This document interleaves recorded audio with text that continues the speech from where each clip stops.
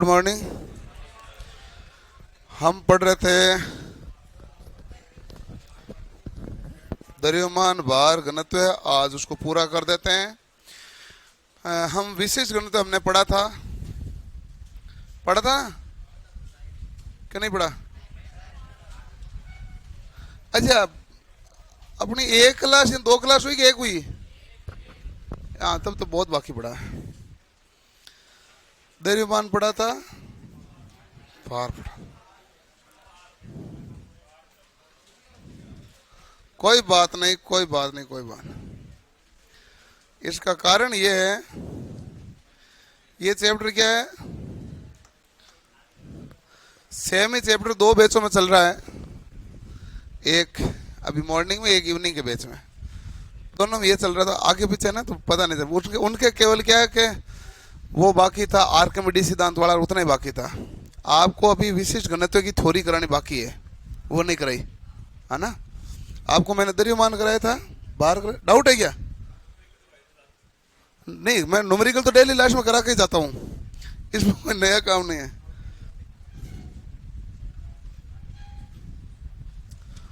Okay okay okay okay, चलो। आपको कराना, समझ गया समझ गया समझ गया समझ गया।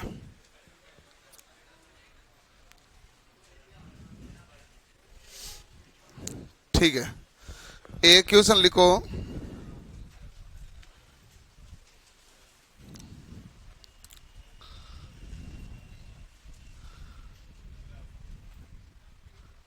यदि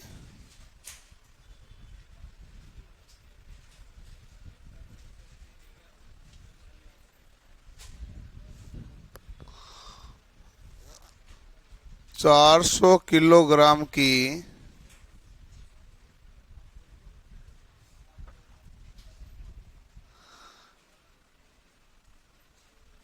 एक कार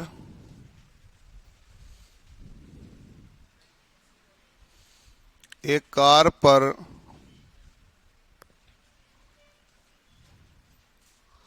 लगने वाला बल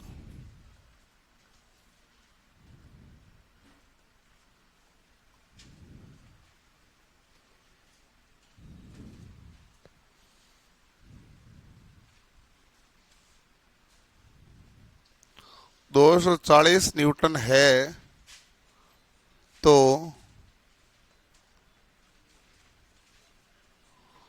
वेग वर्दी ज्ञात करो।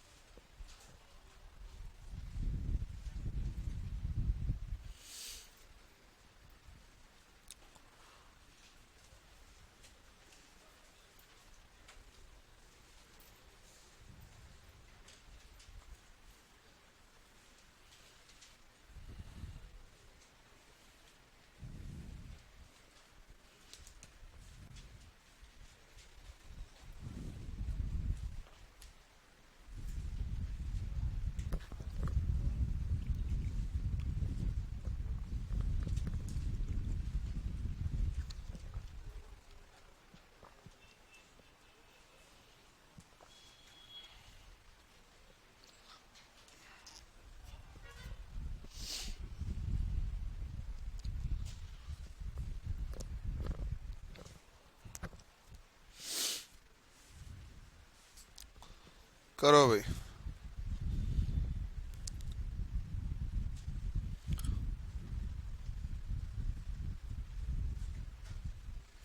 आ गया?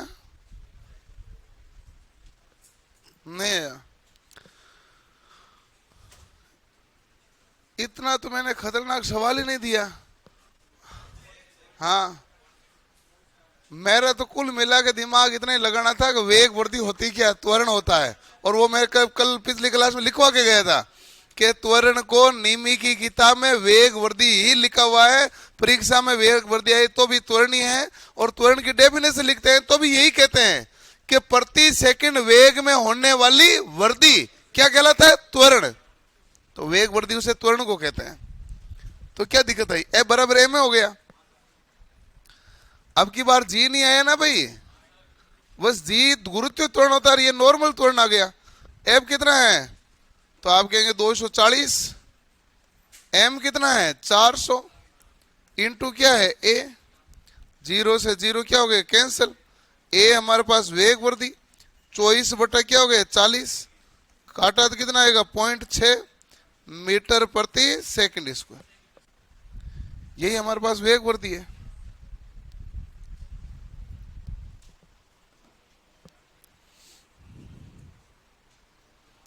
एक मिनट सवाल लिखो एक और,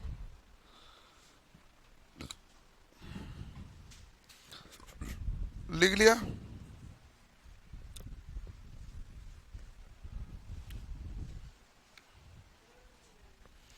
पीछे ऐसा कुछ लिखा हुआ था ही नहीं जो लेने की जरूरत पड़े। एम द्रव्यमान पर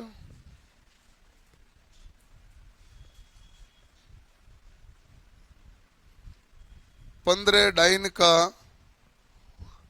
डाइन बल कार्य करता है,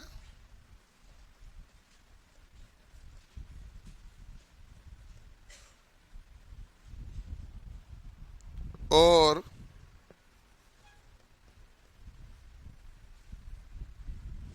वह 2.5 सेंटीमीटर प्रति सेकंड स्क्वायर की वेग वृद्धि देता है,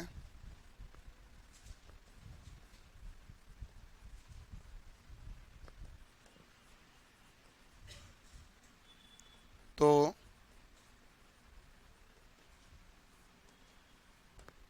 द्रव्यमान ज्ञात करो।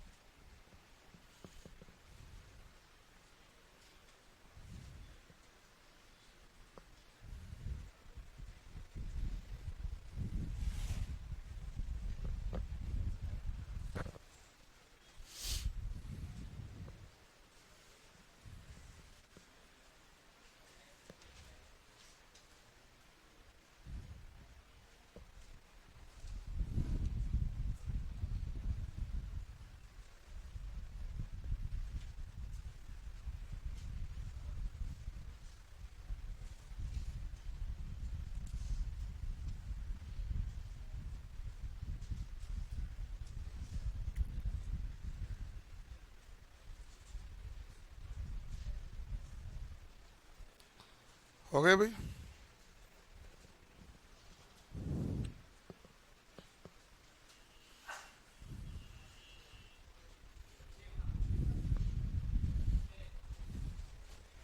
छः हो गया। चलो भाई, हमारे पास आया एफ बराबर क्या हो गया भाई, एम ए। एफ है 15 डाइन, ए एम है जो हमें ज्ञात करना है, ए है जो 2.5, तो एम क्या हुआ 15 में भाग दिया 2.5 का, तो कितना आया 6। इंपॉर्टेंट बात इतनी है कि 6 ग्राम है, ये किलोग्राम नहीं है, क्योंकि हमारे पास यहाँ क्या दिया भाई डाइन में, यहाँ सेंटीमीटर प्रति सेकंड स्क्वायर में, यानी सारी राशि किस में दी हुई है, सीजीएस में। तो सीजीएस में तो द्रव्यमान क्या आएगा, ग्राम में आएगा। तो ये राशि जो आई है वो ग्राम में आई है, किलोग्राम में नहीं है।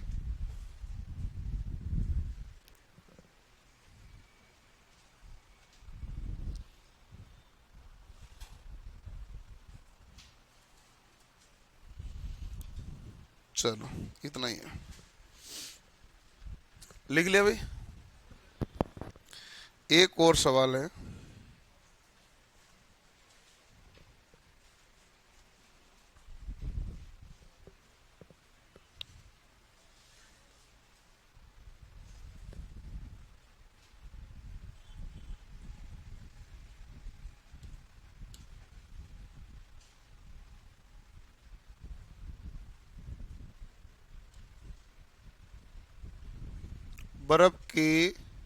बर्फ के आयताकार टुकड़े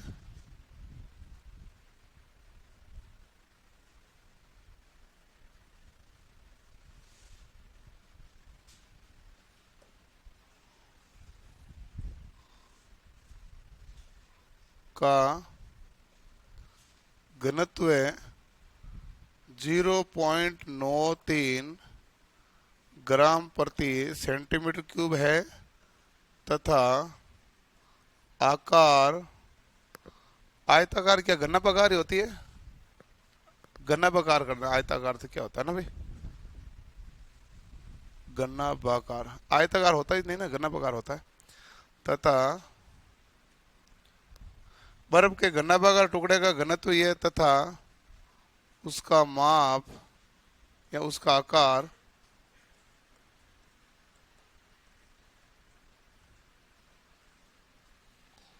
400 सेंटीमीटर गुणा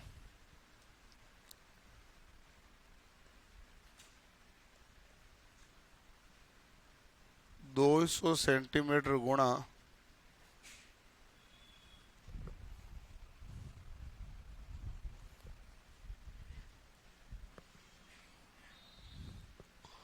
50 सेंटीमीटर है।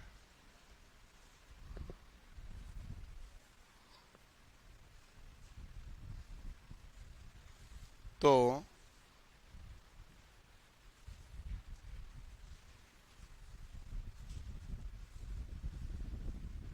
उसका भार न्यूटन में ज्ञात करो।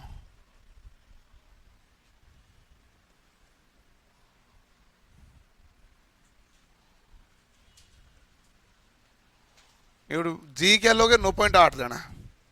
मैं लिख देता हूं भाई इसमें, मुझे इस पर्सन के लिए जो जी की वैल्यू चाहिए वो क्या चाहिएगी? 9.8।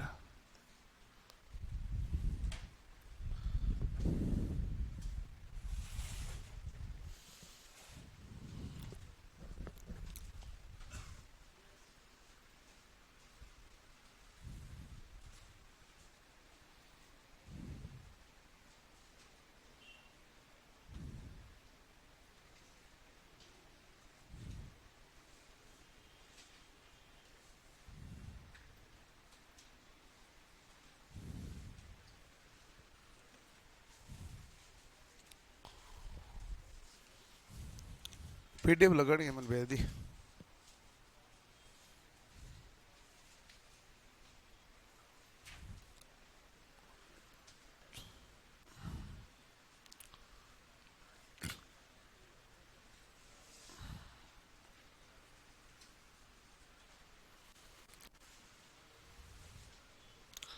सिंपल सवाल है,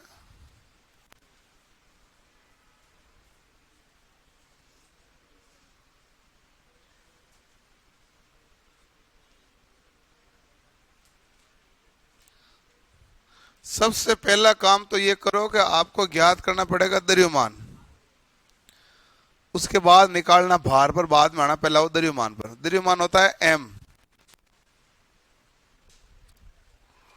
द्रव्यमान क्या होगा भाई? m।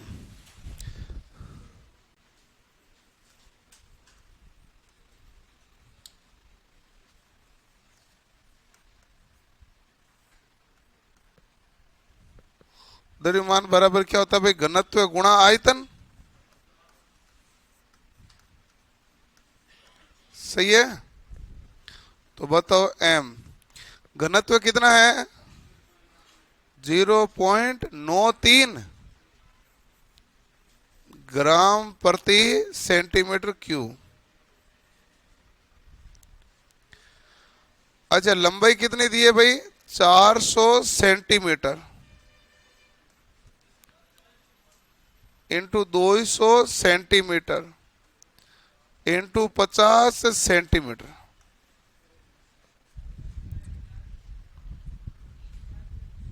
ठीक है। अब आपके पास पॉइंट आया तो पॉइंट को आपने हटाया तो क्या बना भाई 100। दो जीरो से दो जीरो क्या हो गए भाई कैंसिल। सेंटीमीटर क्यूब से ये सेंटीमीटर हो गए कैंसिल। देखो कि ये जो 3 जीरो है ना, 3 जीरो से बन जाएगा मेरे पास किलो। ठीक है भाई, सिंपल है। 3 जीरो से मैंने क्या बना दिया किलोग्राम, इसलिए 3 जीरो तो मेरा काम आया नहीं। अब मेरे पास बचा हुआ जो है 93 इंटू 4, 93 को 4 से गुणा करूंगा तो क्या होगा 9 चौक 36, 372, 372 और 5 इंटू 2 10 होता है, एक आ जाएगा जीरो।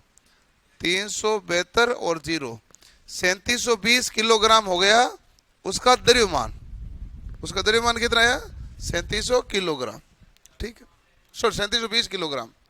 आपको क्या पूछा है भार। W बराबर क्या होता है mg। m कितना है 3720, g का मान कितना दिया 9.8। अब ये किस में आ जाएगा न्यूटन में, कर लो गुणा। 36,456। हेलो, हाँ है, हाँ हाँ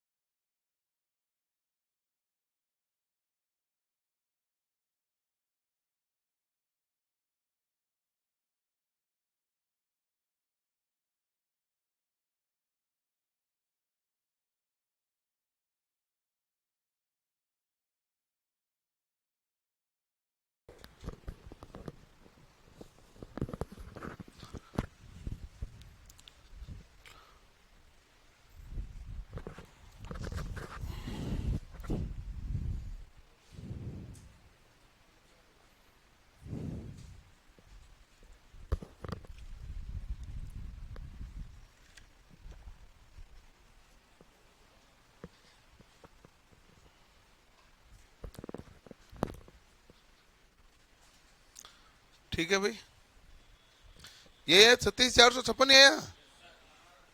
ठीक है, तो दो लगा दो इसको।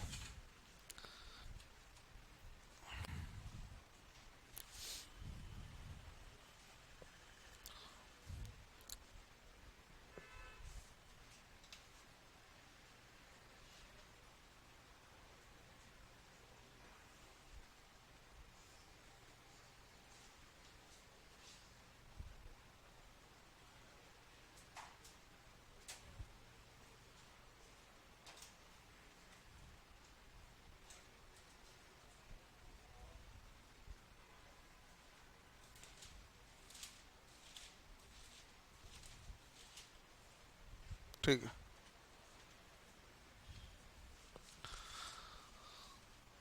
अब देखो कि मैंने आपको द्रव्यमान भी पढ़ा दिया, भार ही पढ़ा दिया। ये सब द्रव्यमान और भार में आपको लिखा चुका हूं। द्रव्यमान पूरा लिखा दिया, भार पूरा लिखा दिया। अंतर तो है कि पास में लगा के आपको अंतर दिखाया जा रहा है केवल। द्रव्यमान किसे कहते हैं, वस्तु में पदार्थ की मात्रा होती है वो क्या कहलाती है द्रव्यमान। और भार क्या कहते हैं, गुरुत्वाकर्षण के कारण द्रव्यमान पर लगने वाला बल, और जो क्या होगी मात्रा की माप को ही दर्शाएगा, लेकिन गुरुत्व के विरुद्ध क्या लगेगा बल, उसे हम क्या कहते हैं भार। तो भार में और द्रव्यमान में अंतर होता है। द्रव्यमान तो होता है केवल m और भार होता है w। w बराबर क्या होता है भाई mg। w बराबर तो क्या बनता है भाई mg। ठीक है, प्रत्येक स्थान पर द्रव्यमान का मान क्या रहता है नियत, लेकिन भार होता है जो स्थान स्थिति में आकार पर क्या करता है निर्भर। यानी कि यदि यहां पर रहोगे तो जो भार रहेगा, चंद्रमा में जाओगे तो भार क्या हो जाएगा, कम। अंतरिक्ष में भारहीन हो जाएगा, पानी में जाओगे तो भार कम हो जाएगा। तो आकार स्थिति सब पर निर्भर करता है कि नहीं करता, भार करता है। लेकिन द्रव्यमान कभी भी निर्भर नहीं करता। द्रव्यमान एक कौन सी राशि होती है, अदिश, और भार एक कौन सी राशि है, सदिश। क्योंकि भार एक प्रकार का बल ही तो है, गुरुत्व के विरुद्ध लगने वाला बल। भार एक प्रकार का क्या है, बल। बल कौन सी राशि है, सदिश। तो हमारे पास बल सदिश, तो भार भी सदिश। द्रव्यमान कभी भी शून्य हो सकता है क्या, नहीं। और ये गुरुत्व की अनुपस्थिति में भार क्या हो जाएगा, शून्य। पूछे अंतरिक्ष में व्यक्ति अपने आप को कैसे महसूस करते हैं, भारहीन। क्योंकि जहां जी जीरो होगा तो डब्ल्यू भी क्या हो जाएगा, जीरो। ठीक है। इसको किसके द्वारा मापा जाता है, लीवर बैलेंस कह दो, बीम बैलेंस कह दो, तराजू कह दो, या तुल्ला कह दो। और इसको किसके द्वारा मापा जाता है, स्प्रिंग द्वारा। इसका मात्रक क्या है, किलोग्राम। और इसका मात्रक है किलोग्राम भार को, या फिर क्या होगा, न्यूटन। 1 किलोग्राम भार में 9.8 न्यूटन होता है, ये होता है। ठीक है। द्रव में डुबाने पर द्रव्यमान में कोई परिवर्तन होता है क्या, नहीं। लेकिन द्रव में डुबाने पर भार में कमी होती। तो द्रव्यमान और भार के बारे में ये पढ़ तो हम चुके हैं।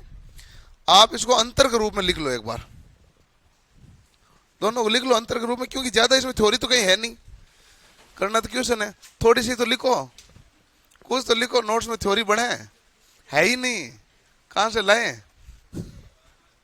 लिखा तो वेद में पढ़ा तो चुका ही हूं, बस अंतर दिखा दिया जाता है दोनों तुलनात्मक रूप से। जब भी पढ़ो साथ में पढ़ो तो क्लियर हो जाए।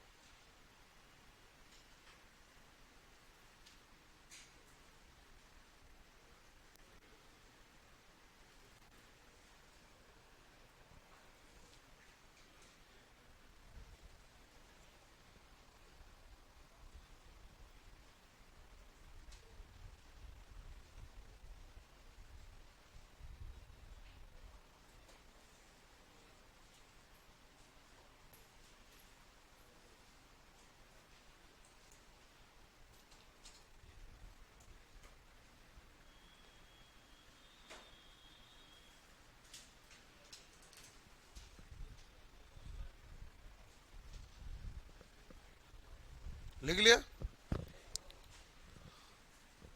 ठीक है।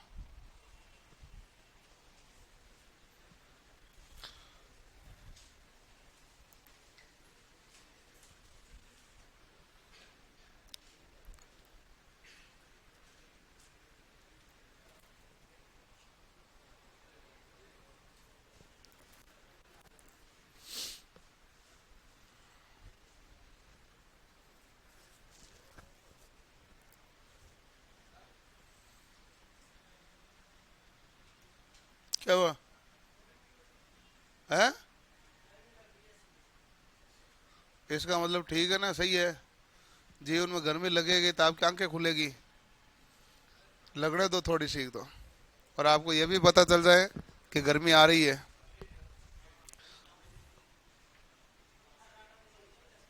हैं?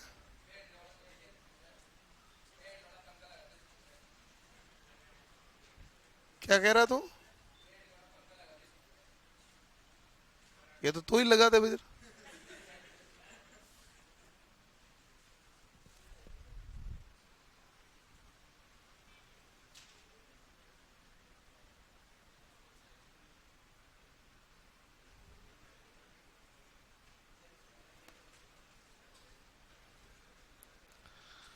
हाँ भाई।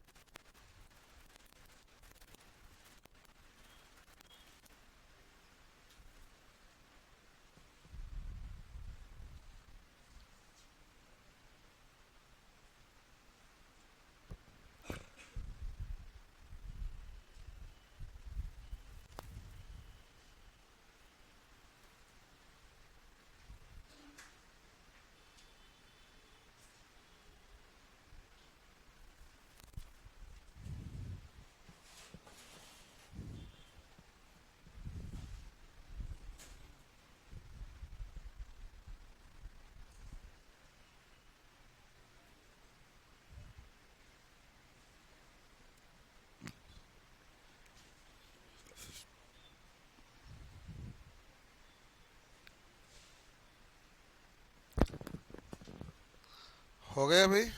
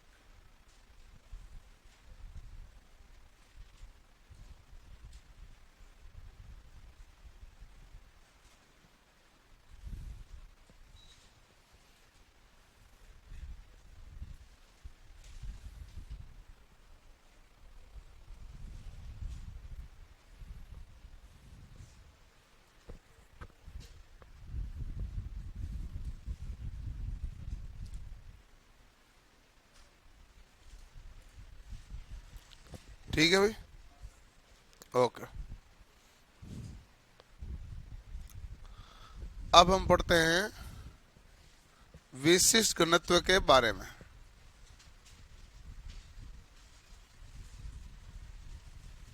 या इसको विशिष्ट गुरुत्व कहते हैं। इस नाम को ध्यान से देखना भाई।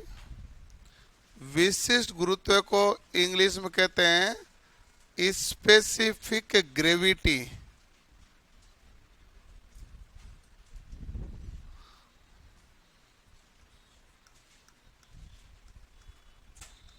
अन्य नाम है इसका सापेक्षिक घनत्व है।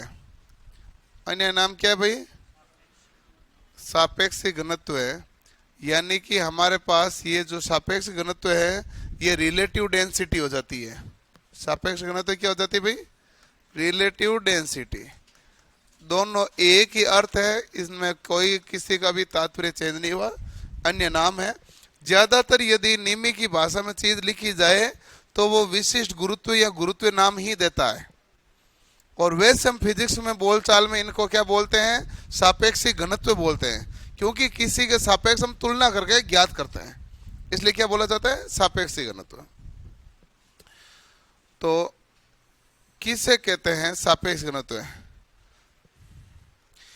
किसी वस्तु का घनत्व 4 डिग्री जल के सापेक्ष लिया जाए तो उसको हम क्या कहेंगे? सापेक्षिक घनत्व। किसी वस्तु का घनत्व 4 डिग्री जल के सापेक्ष, उसको हम कहेंगे सापेक्ष। तो क्या कहूंगा? 4 डिग्री सेल्सियस पर जल के या पानी के सापेक्ष, 4 डिग्री सेल्सियस पर पानी के सापेक्ष किसी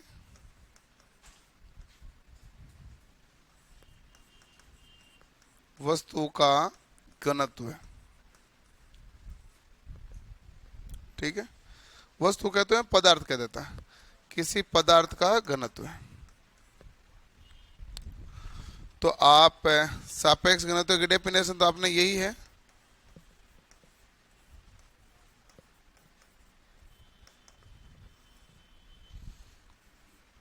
पदार्थ का घनत्व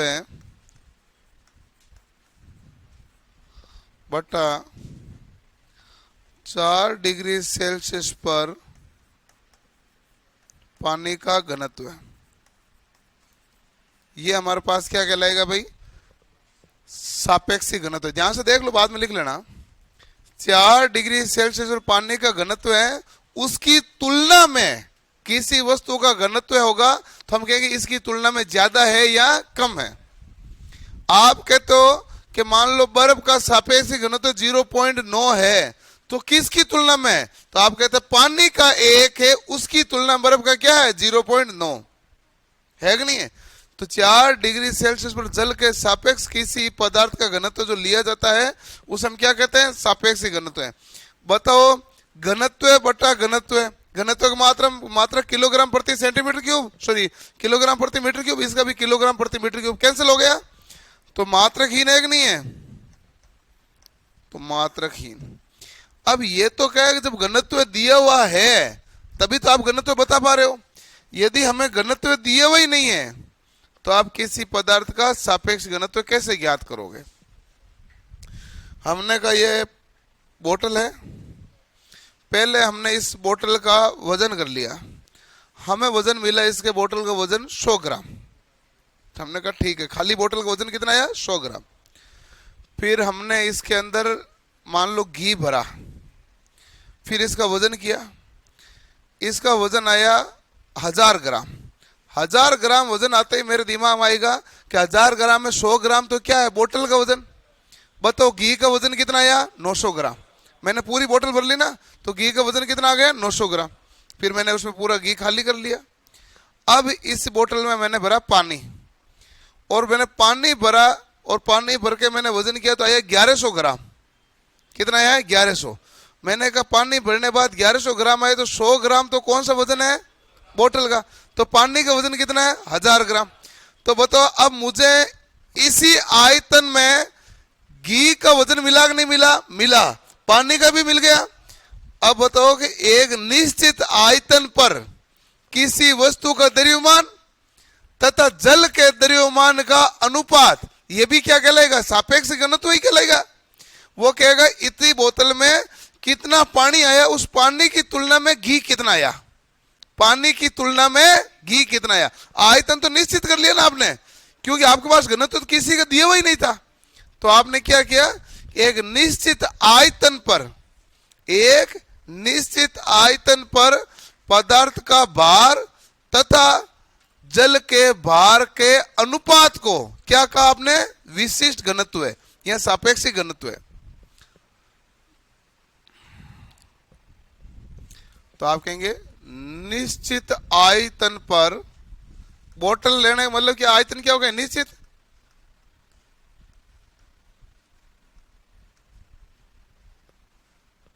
निश्चित आयतन पर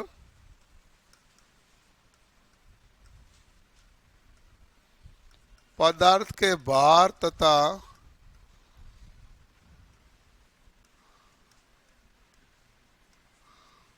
जल के भार का अनुपात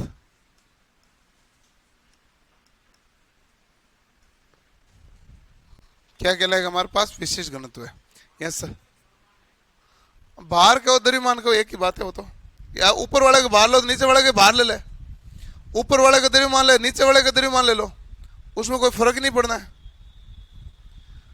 क्योंकि भार लो तो भार ले सकते हो, द्रव्यमान लो तो द्रव्यमान ले सकते हो। द्रव्यमान को किलोग्राम मापते हैं और भार को किस मापते हैं, किलोग्राम भार में। तो इसलिए यदि ऊपर वाले का द्रव्यमान लो तो नीचे ही द्रव्यमान है, ऊपर भार है तो नीचे भी भार है, जी तो दोनों में कैंसिल हो जाएगा ना।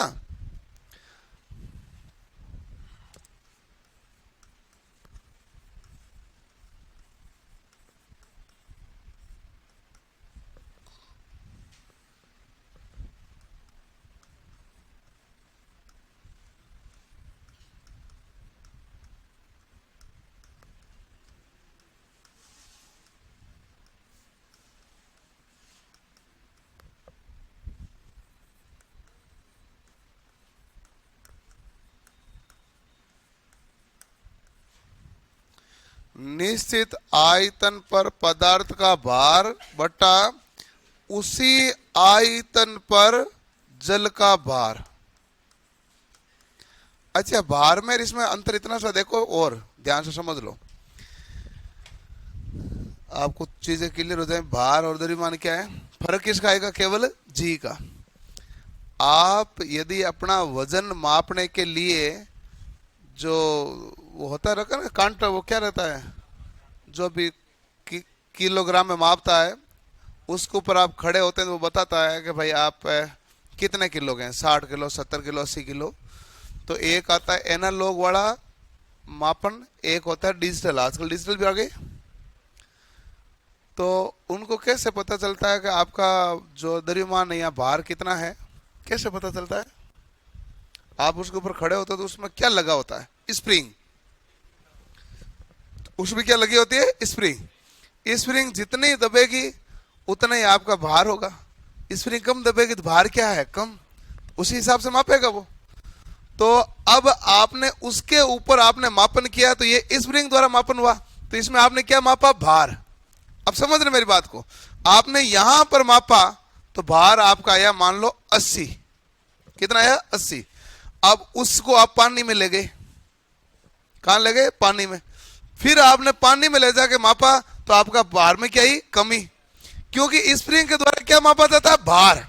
तो भार में क्या आ गई, कमी आ गई। कोई डाउट है इसमें? नहीं। आप देख लेना भले, इसको यहां मापो, आपका मान लो 80 है, तो वहां मापोगे तो आपके भार में क्या आएगी, कमी। भाई कितना उत्प्लवन है उसके ऊपर ही आएगी कमी, उतनी आएगी कमी। इसका मतलब है कि वो क्या माप रहा था, भार। स्प्रिंग द्वारा क्या मापी जाती है, भार। पानी में यदि कमी हो रही तो किस में कमी होगी, भार में।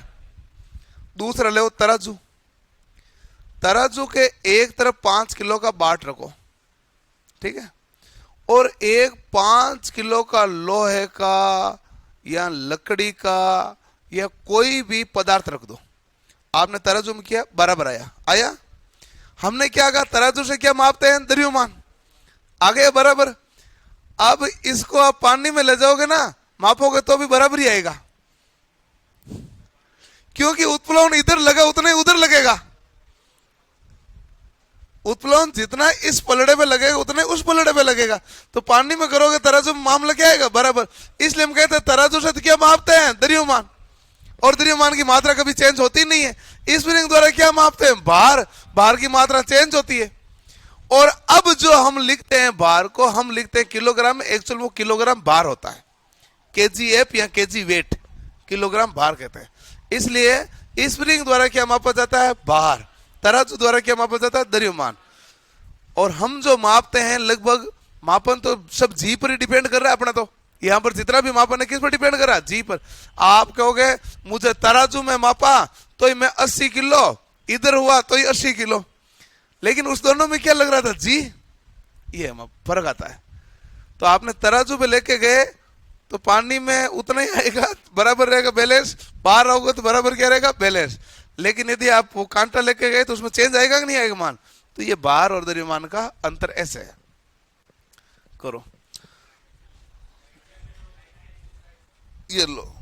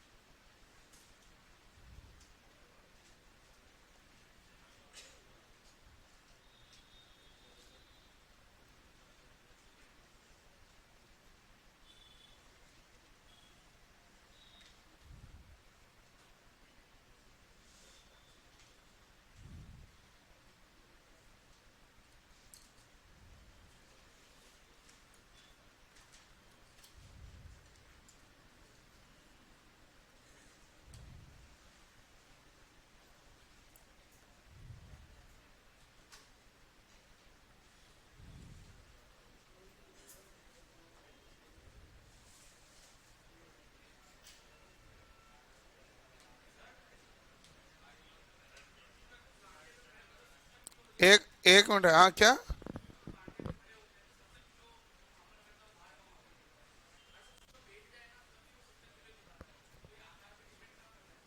कौन? भार आकार पर डिपेंड कैसे करता है? भार आकार पर डिपेंड ऐसे करता है कि आप उसको लेके जा रहे हो पानी के अंदर, मान लो, ठीक है? तो पानी के अंदर लेके जा रहे हो, यदि उसका एरिया ज्यादा है, उतना ही माप का, उतना ही द्रव्यमान का एरिया ज्यादा है, तो भार क्या आएगा? कम। और एरिया कम है तो भार क्या आएगा? ज्यादा। आएगा कि नहीं आएगा? उतने ही द्रव्यमान का। तो आकार पर डिपेंड हुआ कि नहीं हुआ? जैसे मैं आपको बताऊं, एक सिंपल लॉजिक समझना कि मेरे पास एक लकड़ी का टुकड़ा है, जो भी एक इस प्रकार लकड़ी का एक टुकड़ा है, उसका मैंने यहां भार कर लिया और मेरे पास आया था 40 न्यूटन, ठीक है? मैंने एक लोहे का और टुकड़ा लिया, उसका भी आया 40 न्यूटन। मैं पानी के अंदर मैंने दोनों को लेके गया। अब आप बताओ भाई, उनका भार तो बराबर ही था ना? भार पानी के अंदर लेके गया तो बताओ दोनों का यदि मान लो एक का 5 न्यूटन आएगा तो दूसरे का 5 न्यूटन आएगा क्या? तो भार क्या हुआ? चेंज। किसके कारण चेंज हुआ था? वो आकार के कारण। ये चेंज किसके कारण आया? नहीं, डेंसिटी के कारण आया तो वो तो पहले ही आ गया था। डेंसिटी के कारण आया तो वो तो पहले ही आ गया ना। वो तो मैंने कहा 40 न्यूटन एक है, दूसरे 40 न्यूटन ही है। बाहर कितना कितना न्यूटन है? 40 न्यूटन। अब बाहर तो 40 न्यूटन है। जैसे ही मैं पानी के अंदर ले गया तो फिर ये कम हो रहे हैं तो बराबर कम होना चाहिए, ज्यादा हो रहे हैं तो बराबर ज्यादा होना चाहिए। लेकिन वहां पर जाने पर मुझे पता चला है लोहे का तो भार क्या हो रहा है? ज्यादा, मतलब कम इतना हुआ नहीं, जबकि लकड़ी का भार में ज्यादा कमी हुई। तो कमी किस में हुई? भार में। किस में ज्यादा हुई? लकड़ी में। लोहे में कमी क्या हुई? कम, ठीक है? जबकि बाहर मैंने मापा था, दोनों 40 न्यूटन का था, तो घनत्व का मामला तो यही बाहर ही हो गया पूरा। अब यहां पर किसके कारण हुआ? तो आप कहोगे आकार के कारण। ऐसे आकार के कारण लोहे को एक बंच बना के यदि आप पानी के अंदर डाल दोगे डूब जाएगा, जहाज बनाओगे तो डूबेगा नहीं, क्योंकि उसके भार में क्या आएगी? कमी। कमी किस में आई? भार में। द्रव्यमान में तो कोई कमी होती नहीं है। अच्छा, लोहे का वो का वही लोहा था, लेकिन यदि आपने उसका एक केवल मान लो आप उसका गोला बनाते तो पानी के अंदर डालते डूब जाता, आपने जहाज बनाया नहीं डूबा। तो ये कि कमी जो पहले उसमें भार ज्यादा था, इसमें भार क्या हो गया, कम। भार में कमी किसके कारण आई, आकार के कारण। इसलिए हम कहते हैं कि द्रव्यमान मतलब भार में आकार पर भी निर्भर करता है। आकार पर निर्भर करने का मतलब होता है स्पेसिफिक कंडीशनों पर इसको लागू किया जाता है। अब यहां तो वायु में तो कुछ पता चलता नहीं उसका, लेकिन वहां स्पेसिफिक कंडीशन पर पता चल जाता है। तुम लिखने में रहते हो ना, समझ में आ जाना चाहिए द्रव्यमान भार घनत्व होता है क्या। जरूरी चीज तो यही है, क्योंकि बहुत बड़ी थ्योरी इसमें है नहीं, लेकिन लॉजिक बड़े रखने पड़ेंगे। क्यों साहब?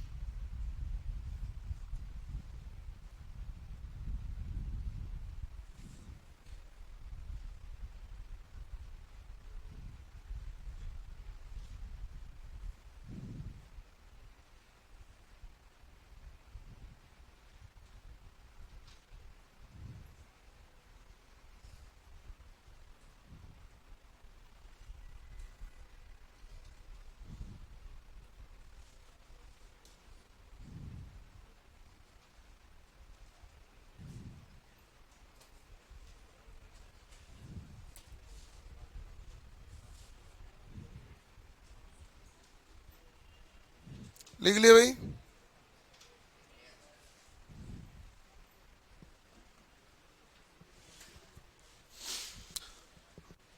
अब हमारे पास ये था घनत्व और विशिष्ट घनत्व के अंदर अंतर।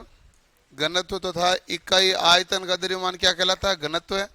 मात्रक क्या था, ग्राम प्रति सेंटीमीटर क्यूब, किलोग्राम प्रति मीटर क्यूब और एलबीएस प्रति फुट क्यूब।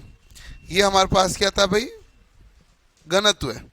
विशेष घनत्व का तो कोई मात्रक होता ही नहीं है, ये तो मात्रकहीन है। ये तो किसी पदार्थ का भार है जो 4 डिग्री सेल्सियस पर जल के सापेक्ष लिया जाता है, उसे हम क्या कहते हैं, विशिष्ट घनत्व कहते हैं। जब इसका मात्रक है ही नहीं तो ये एक निश्चित अनुपात में है। जब इसका मात्रक है ही नहीं तो कौन सा अनुपात में भाई, निश्चित अनुपात। तो एक निश्चित एक अनुपात है, राशि आ गई 3 आई, 4 आई, 8 आई, 0.5 आई, 0.6 एक राशि तो आएगी, मात्रक तो इसका कोई है ही नहीं। क्लियर है कि नहीं है? और इसको जब अनुपात है तो इसको किस में व्यक्त किया जाता है भाई, तो आप कहेंगे इसको संख्या में व्यक्त किया जाता है। क्यों रंगा बिला, ठीक है दोनों? हाँ खड़े हो दोनों, आओ खड़ा हो कि नहीं हो रहा, क्यों नहीं हो रहा, खड़े हो, तुम भी खड़े हो। आप रंगे बिले आप ही हैं दोनों, कर लो एक बार बातें कर लो। तुम्हें लगता है मैंने गलती से खड़ा किया? एक बार ऐसे बोल दो हाँ आपने गलती से खड़ा किया।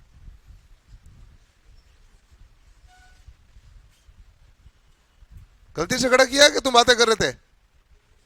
नहीं, बातें कर रहे थे, गलती से खड़ा किया।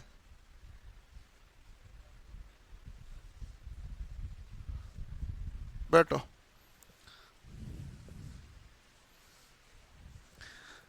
इतनी मत करो। और मैंने 6 बार देखा आपको, और 6 बार तुम्हें ये पता चला कि मैं देखा। 6वीं बार इनको पता चला, 2-3 बार उसको चला, 2-3 बार इसको चला, लेकिन फिर भी नहीं रुके। लिखो भाई अंतर लिखो।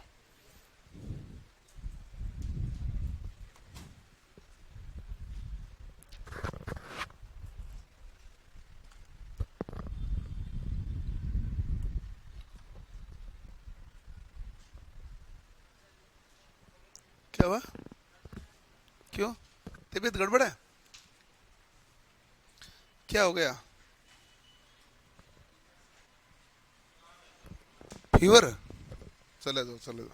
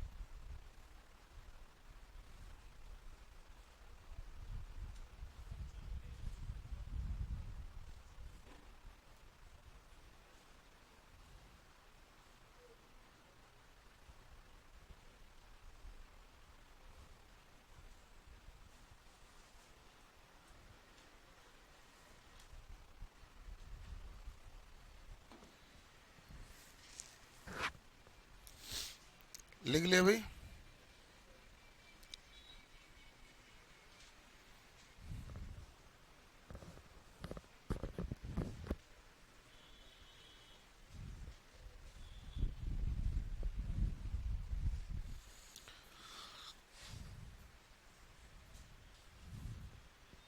लिख लिया, इसमें वैसे कुछ है नहीं, पढ़ा तो रखा ही है। दूसरी बार इसलिए बता दिया जाता है ताकि आपको कंफर्म हो जाए घनत्व क्या है, विशिष्ट घनत्व क्या है, भार क्या है, द्रव्यमान क्या है। थ्योरी की लाइन इतनी है।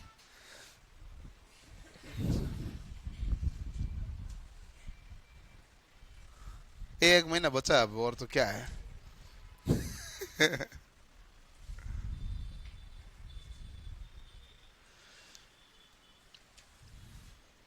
चलो भाई, ठीक है, ओके।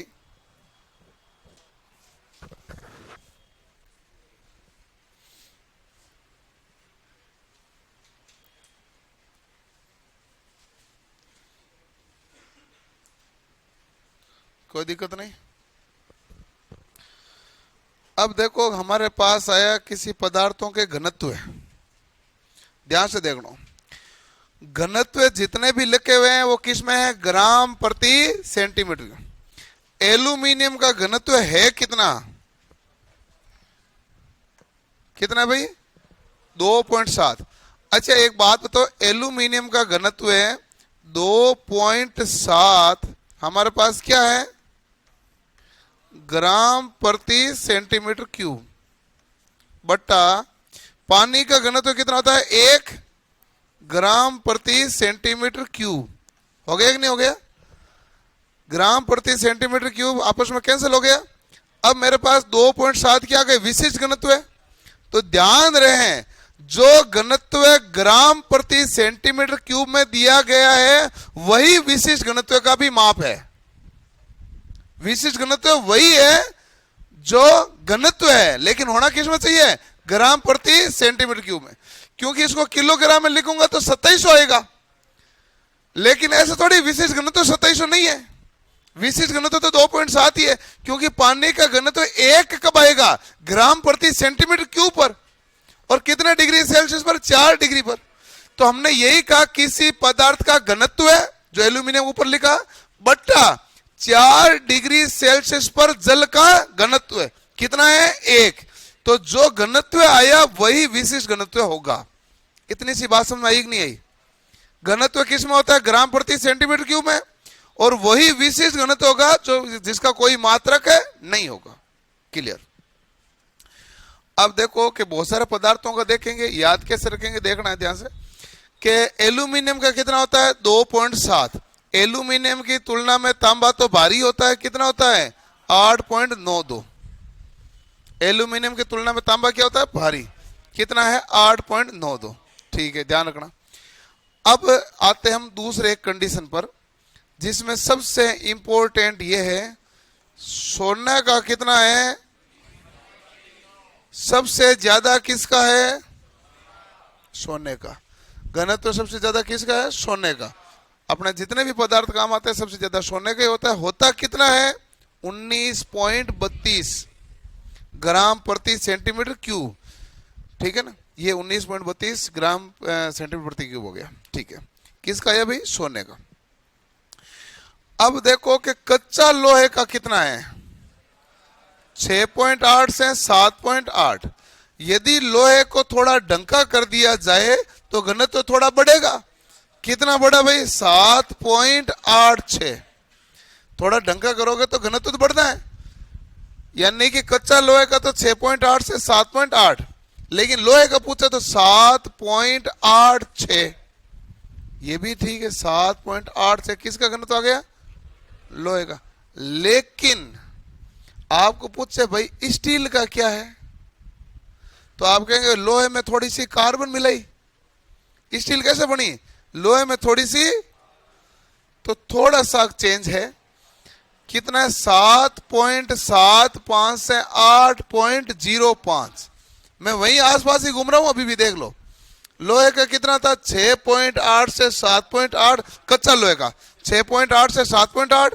लोहे का कितना था? 7.86। अब आप कहोगे कार्बन मिलाओगे तो क्या बनेगा? स्टील। आप कहोगे स्टील का माप एक क्यों नहीं बताया? क्योंकि स्टील अलग अलग है। माइल्ड स्टील है, ढलवा स्टील है, स्टेनलेस स्टील है, हार्ड कार्बन स्टील है।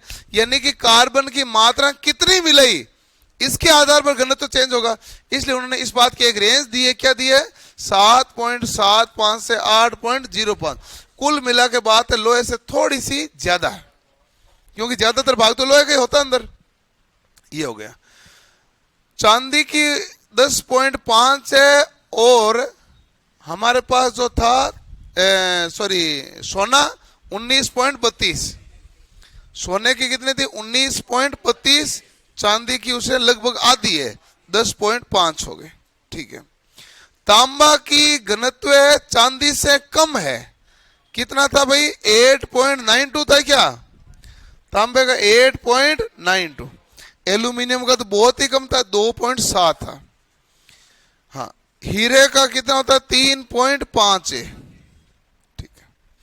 अब देखो, ये तो आपने मोटे मोटे तौर पे जो याद किए हैं, कुछ और याद कराता हूं। बर्फ का घनत्व पानी से हमेशा कम होता है। पानी से कम होता है ना, तो इसीलिए तो बर्फ है जो पानी पर तैरती है। ठीक है, क्योंकि बर्फ का घनत्व कम होता है। पानी का घनत्व कितना है? 1। बर्फ का घनत्व कम है तो 0.93 याद रखना। वैसे आप कहते हैं यदि बर्फ को जल के अंदर डाला जाए, पानी के अंदर डाला जाए, तो 1/9 भाग उसमें तैरेगा। सॉरी, 1/10 भाग, 1/10 भाग उसमें तैरेगा।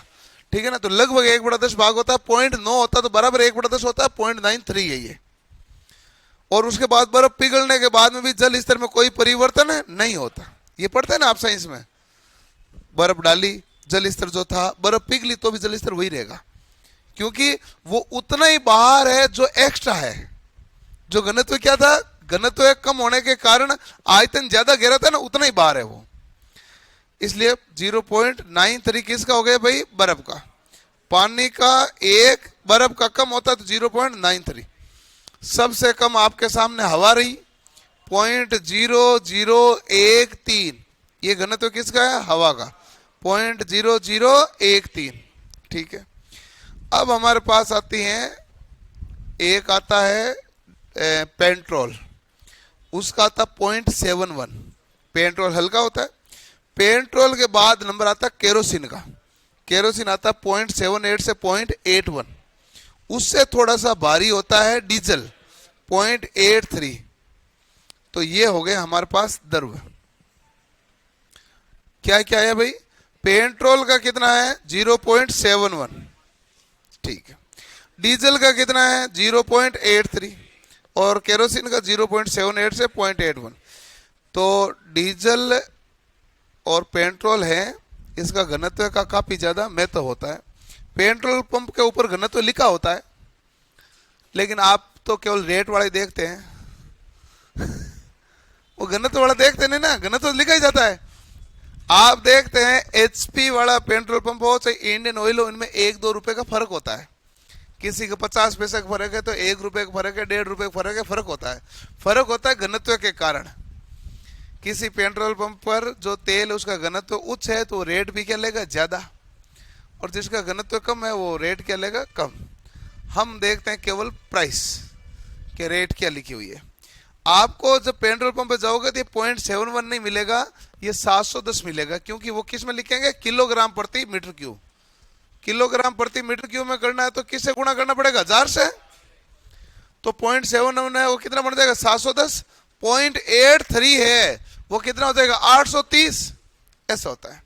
लगभग 800 के ऊपर होता है डीजल, वही गाड़ियों में डालना चाहिए। नहीं तो क्या होता है कि कम घनत्व का तेल डालने के कारण माइलेज भी बिगड़ता है, इंजन भी खराब होता है। ऐसे डीजल इंजन वाले बताते हैं। डीजल इंजन वालों को बताता है ना भाई ये इंजन में कि तेल का घनत्व महंगा होता है। एक पेट्रोल पंप था एसआर, है था क्या, एसआर है ना, वो बीच में भी थोड़े दिन तो बंद हो गए थे, 2-4 महीने तक बंद रहे, क्योंकि उनके डीजल और पेट्रोल बाकी पेट्रोल पंप की तुलना में 7 रुपए महंगा था। 7 रुपए महंगा था। शायद तक रिलायंस वालों को है वो, हाँ रिलायंस हरा हरा कलर का है।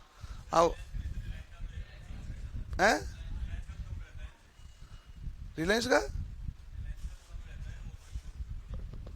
एसआर का था, रिलायंस का ही है मेरे हिसाब से एसआर वाला, और रिलायंस का ही होना चाहिए जो भी है। उसका क्या रेट 7 रुपए ज्यादा थी, लेकिन उनका तेल बहुत अच्छा था, घनत्व ज्यादा था, तो 7 रुपए रेट ज्यादा थी, लोग जाते नहीं थे। तो पेट्रोल पंप वाले परेशान हो गए, उन्होंने हड़ताल कर दी कि अब हम बंद ही कर रहे हैं, जब आ ही नहीं रहे हैं ग्राहक तो हम बैठे बैठे क्या करें। ठीक है, तो फिर अब जाके उन्होंने वापस खोलने शुरू किया। अब 2 रुपए उनका महंगे रहा, अभी भी महंगा ही है उनका, लेकिन 2 रुपए महंगा है, क्योंकि हम देखते हैं प्राइस। हमें पता है पार्ले जी कितने का आएगा, 5 रुपए का। बिस्किट पहले आते थे 20, फिर आए 16, फिर आए 12, फिर आए 10, 8 है ना, 8 बिस्कुट वो घटाता जाएगा, लेकिन रेट चेंज नहीं कर सकता। इसने एक बार कोशिश की थी, जब 20 या 16 बिस्किट थे तो 5 रुपए से बढ़ा के 6 रुपए किए थे, तो मामला बहुत ज्यादा संगीन हो गया, ले ही नहीं रहे कोई, क्योंकि सबको पता है पार्ले जी कितने में आएगा, 5 रुपए में। तो उन्होंने वापस 5 किए। उन्होंने कहा बिस्कुट घटाते जाएंगे लेकिन रुपए 5 रखेंगे। तो हम देखते हैं प्राइस टैग, बाकी खेल क्या है, घनत्व का। अब आप जाएं तो ध्यान रखना घनत्व होता है। अब देखो मैंने काफी सारी चीजों का घनत्व आपको भी बताया है। अब मैं थोड़ा सा चेंज करके पूछता हूं, हवा का घनत्व कितना है, 0.0013। जल का घनत्व कितना है, 1। ठीक है, और पेट्रोल का 0.71, डीजल का 0.78 से 0.81। ये केरोसिन का आ गया। डीजल का 0.83, ठीक है।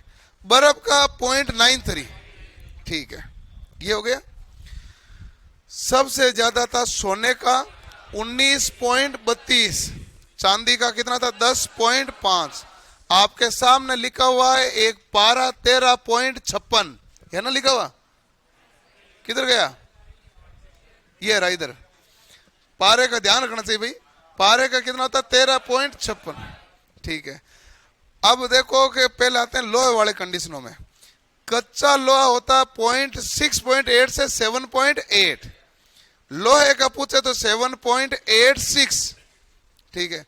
स्टील का पूछे तो 7.75 से 8.05, एल्यूमिनियम का होता है 2.7, और तांबे का होता है 8.92। लगभग याद हो गए। इससे ज्यादा आप कोशिश करोगे तो याद रहेंगे नहीं। पक्का और कच्चे में अंतर होता है, वही अंतर होता है। कच्चे लोहे में अंतर तो होता ही है। कच्चा लोहे का घनत्व कम होता है, कच्चा लोहा होता है जिसके अंदर शुद्धता भी कम होती है। पता नहीं क्या मिलावट होती है। ऐसे तो कोयला कई प्रकार का होता है ना, तो कोयला अलग अलग प्रकार का कैसा होता है, कोयला में क्या मिलावट होती है, कोयला मिलावट होती है, जो राख ज्यादा देता है वो कोयला खराब है, और जो राख कम देता है वो कोयला अच्छा है। तो इसी प्रकार लोहे के गुणों में भी चेंज होता है। अब यही तो देखते हो ठीक है, अब ये आप लिख लो, थोड़ा सा लिखने से ध्यान रहेगा, और वो पीडीएफ दे दो, इसमें डालो।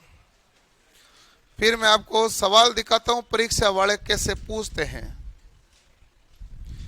अब मैं विशिष्ट घनत्व आपको पढ़ाऊंगा कल वाली क्लास में। परीक्षा वाले तो कम ही पूछते हैं, मतलब पूछा नहीं परीक्षा वाला ने, कम ही किया, मान लो पूछा नहीं, इसका मतलब ये नहीं वो पूछेंगे नहीं है। अभी दिखा देंगे। आगे के जितने भी चैप्टर हैं सभी के आपको चैप्टर पढ़ाने के बाद सवाल कराए जाएंगे जो लोको पायलट में आए हैं, ताकि आपको दिख जाए कि वही है जो आपने पढ़ा है।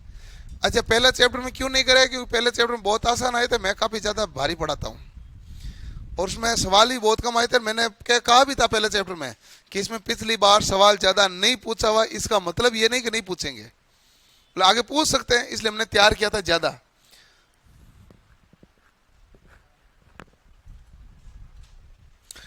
एक सवाल तो ऐसा पूछा था जिसका आप चाहकर भी उत्तर नहीं दे सकते थे, पता नहीं क्या था, ऐसा आएगा, कताल किसका मात्रक है? कातल कताल, कताल ही था ऐसा कुछ।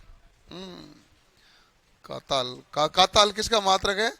वो थी कोई कैटलिस्ट एक्टिविटी ऐसे कुछ थी, मतलब वो जो कोई लॉजिक था ही नहीं उसका, लेकिन उन्होंने सवाल डाल दिया तो डाल दिया, कौन रोक सकता है? रोक कौन सकता है?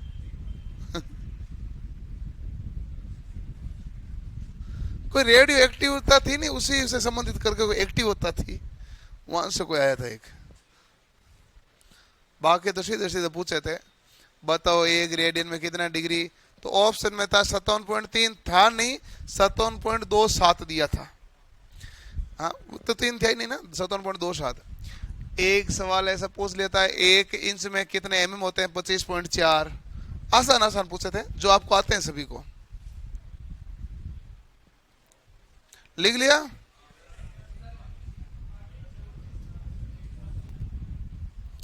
ये याद रखना, क्योंकि हो सकता मान भी पूछ ले, हो सकता पूछ ले इनमें घनत्व किसका ज्यादा है किसका कम है, बताइए इनमें दिए गए में से सबसे ज्यादा घनत्व किसका है, बताइए दिए गए में सबसे कम घनत्व किसका है, ये पूछ सकते हैं। लिखो, यहां फिर पूछ सकते हैं, बताइए सोने का घनत्व कितना होता है? 4 ऑप्शन दे दिए जाए, ऐसे ध्यान रहना चाहिए। मतलब कुछ एक ऑप्शन आप मैंने जो जितना बताया उतना पढ़ लोगे तो बाद में सवाल कैसे पूछा आप उत्तर दे देंगे, कोई दिक्कत नहीं है। अभी पढ़े ना जो जितने याद हो ना, याद आपको उतने ही रहेंगे, क्योंकि अभी आप और भी याद कर सकते हैं लेकिन बाद में वैसे भी भूलोगे, कितने भी माथा फोड़ी करोगे सारे याद होते नहीं है। क्या कह रहे हो? कुछ नहीं कह रहे हो?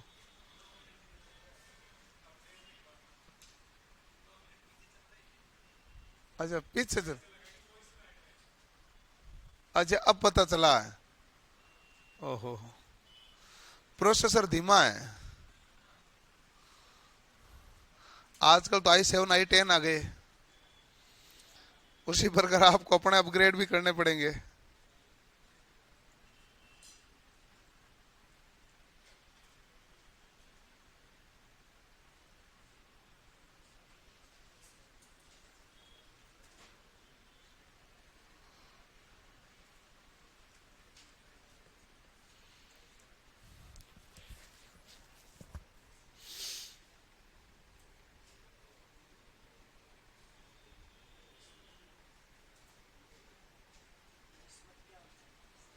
हैं?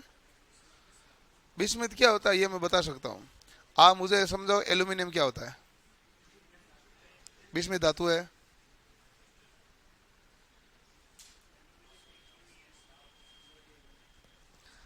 मतलब देखिए, मतलब क्या है, देखने से क्या पता चलना धातु का? तू एल्यूमिनियम का गुण बता, उसे ज्यादा बिस्मिथ का गुण बताऊंगा, फिर भी तुझे ये पता कैसे करूंगा बिस्मिथ क्या है? नहीं, उसे ज्यादा बिस्मिथ मजबूत है, और एल्यूमिनियम मजबूत है भी नहीं। किसने कहा आपको मजबूत है? ये तो गलत जान के दे रहे हो तुम। और बता एल्यूमिनियम के बारे में।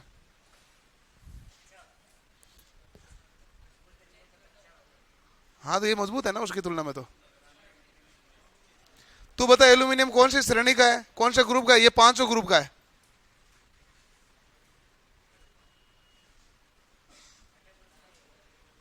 ग्रुप तो होते हैं ना, हीलियम हाइड्रोजन ये सब बनते हैं, ग्रुप बनते हैं, आवर्त सारणी ग्रुप होते हैं। आवर्त सारणी के पांचों ग्रुप का है। और बता एल्यूमिनियम के बारे में, ये प्रतिचुंबकीय पदार्थ है।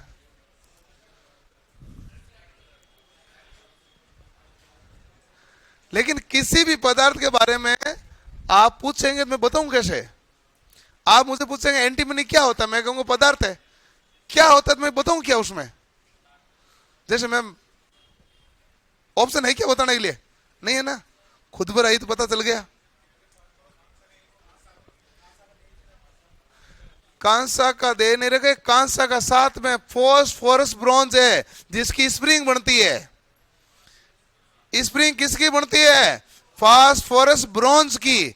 ये उसका दिया हुआ है, फास्फोरस ब्रॉन्ज का दिया हुआ मान है। फास्फोरस कांसा की स्प्रिंग बनती है ना।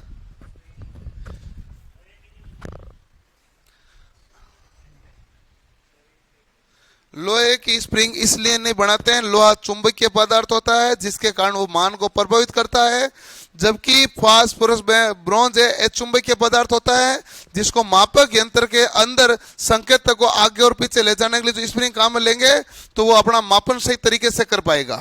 क्लियर है? इसलिए लोहे की नहीं बनती है। और ऐसा है ना, आपको जो धातुओं के बारे में पता नहीं होता, आपको जो दिखता है तो आपको लगता है ये लोहा है, ऐसा है नहीं। लोहा इतना लोहा काम लेता नहीं है।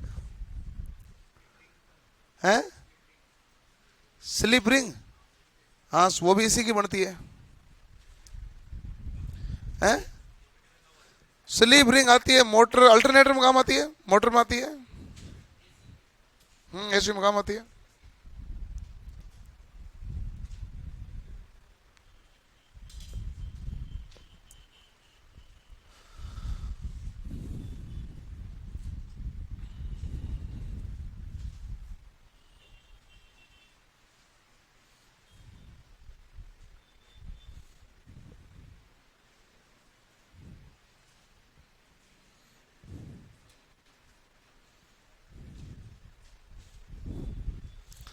आपने अब लिख लिया होगा शायद तक,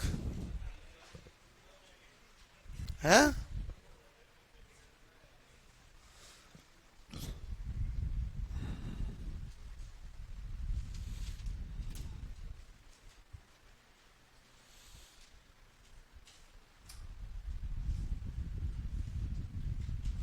ठीक है, चलो अब लो भी।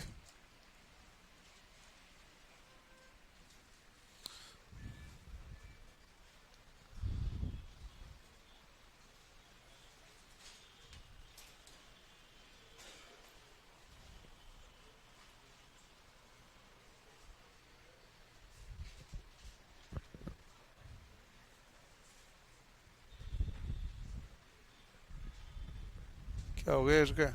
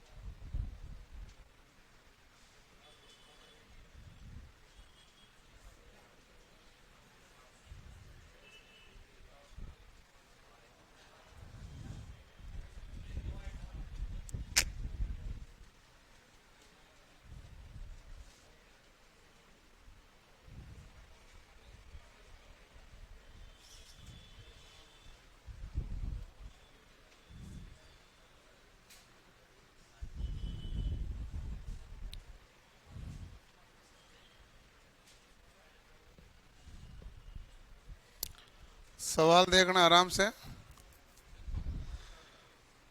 सवाल ये कह रहा है कि चंद्रमा पर गुरुत्व जनित त्वरण पृथ्वी के गुरुत्व जनित त्वरण का 1/6 है। खुद ने कहा है पृथ्वी पर 12 न्यूटन भार वाली वस्तु का भार चंद्रमा पर कितना होगा? तो आप कहोगे कि पृथ्वी पर था तो W बराबर mg, जो GE पृथ्वी का था, और चंद्रमा पर है तो mg, तो g किसका है भाई? चंद्रमा का आएगा। और चंद्रमा का g पृथ्वी की तुलना में कितना है? 1/6। तो यदि ये हमारे पास 12 न्यूटन है और इसको 1/6 करोगे तो ये भी क्या हो जाएगा भाई? बटा 6 होगा कि नहीं होगा? बटा 6 होगा तो कितना न्यूटन आएगा? 2 न्यूटन। क्योंकि द्रव्यमान तो चेंज होता नहीं, लेकिन भार चेंज होता है। आसानी से सवाल दिया, खुद ने कहा है कि जी 1/6 है, तो हमने कहा जी 1/6 है तो भार भी क्या हो जाएगा? 1/6। ये देखो कि हमारे पास सारे सवाल को देखते रहना, जो जो है। क्या कहा है? 2 सेंटीमीटर त्रिज्या और 0.05 सेंटीमीटर मोटाई वाले एक सोने के सिक्के का द्रव्यमान ज्ञात करो और सोने का घनत्व आपको दिया हुआ है। अब आपके पास एक चीज है, एक तो आप ये कह सकते हैं हमें पढ़ाया नहीं गया, एक आप अपनी कॉपी में यदि पढ़ा हुआ है तो आप इसको सोल्व कर सकते हैं कि भाई सोने का सिक्का बेलनाकार ही होता है, बेलन की त्रिज्या इन्होंने दे दी है, बेलन की ऊंचाई इन्होंने दे दी है, और पदार्थ का घनत्व इन्होंने दे दिया है, द्रव्यमान पूछा है, सवाल कराया हुआ है। कॉपी खोलोगे तो आपको दिखेगा, करे ना भाई? तो सोने का मतलब सिक्का से किसी को नहीं, सिक्का कैसा होगा? बेलनाकार। सिक्का के जैसे जैसे मोटाई बढ़ाओगे तो ऊंचाई क्या हो जाएगी? बढ़ जाएगी, घटेगा तो घट जाएगी, है तो बेलनाकार ही। करो,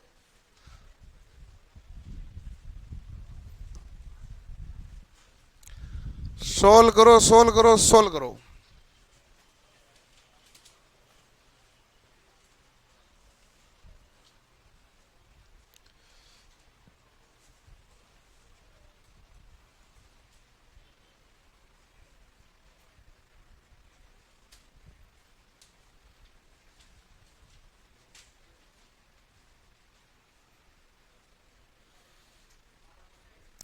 अरे कर ले भाई, पेन चला ले। तू कैसा पढ़ के दे, बता दे उत्तर सीधा, तो कर ना फिर।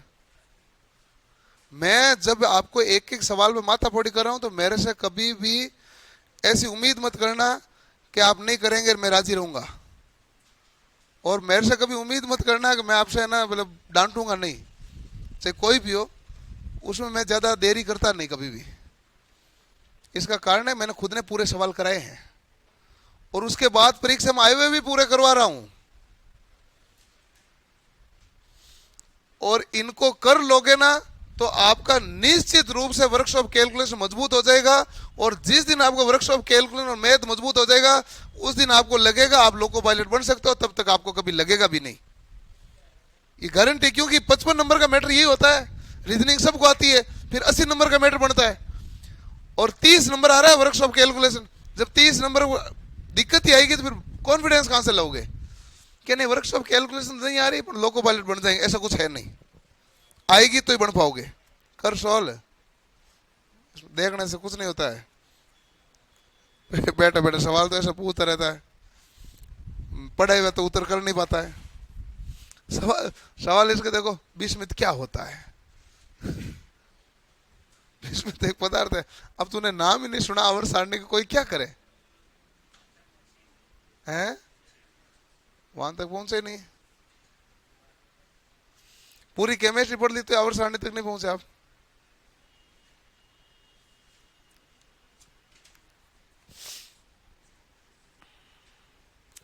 बहुत सारे पदार्थ है, 118 पदार्थ आवर्त सारणी में, 119वां आ गया है, उसको सीट नहीं मिली है, अभी तक बैठा नहीं, खड़ा है सीट पे।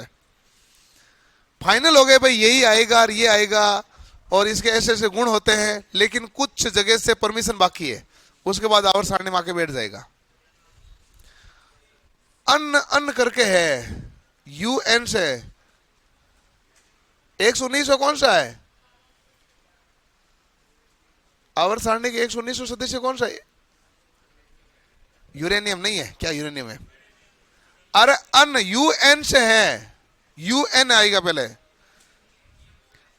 अनोडियम अनेडियम ऐसा कुछ है ना, UN से स्पेलिंग है उसकी, ये मैं बताता हूं ना।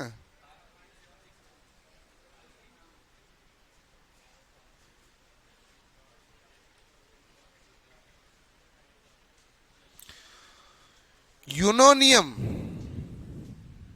UNUNENNI,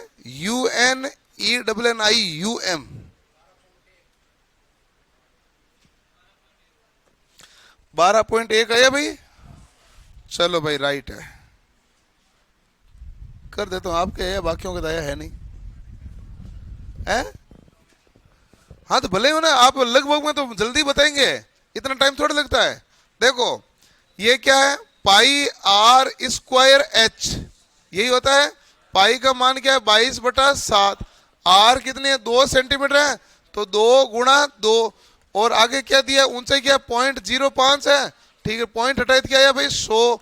5 × 2 10 से 0 क्या हो गया, कैंसिल। 22 दूना 44, और 44 में किसका भाग देना है, 70 का। तो आप 7 का भाग दे दो, फिर पहले पॉइंट लगा देते हैं, भाग किसका देना है, 7 का। 7 का भाग दिया तो 7 से 42, तो क्या है 0.6 आया। 0.6 के आगे कुछ आएगा, उसको 19 से गुणा करो, लगभग 20 मान लो। 20 को 6 से गुणा करते हैं क्या आता है, 20 को 0.6 से 12। 12 के आसपास ही कौन सा है, एक ही है। परीक्षा वाला ये थोड़ी कह रहा है तू पॉइंट में निकालता रहे, परीक्षा वाला कह रहा है कि तुम्हें पता होना चाहिए उत्तर कैसे आ रहे हैं। वो तो इतने में आ गए, 0.6 आ गया। 0.6 आगे भी तो आएगा भाई। 7 संग 42, पीछे बचा 2 20, 7 2 14, पीछे बचा 6 60, 7 8 56। अब ये कह रहा 0.62 को 19.3 से गुणा करो।